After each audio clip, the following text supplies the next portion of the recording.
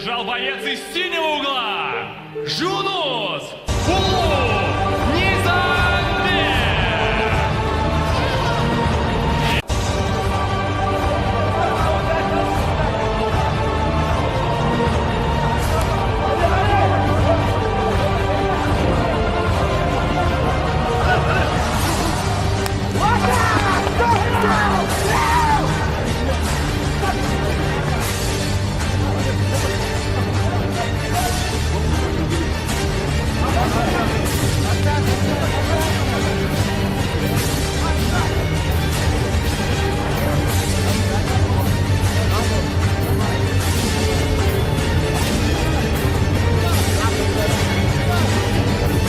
Дамы и господа, победу в стартовом поединке сегодняшнего вечера на 35-й секунде второго раунда нокаута одержал боец из синего угла Жунус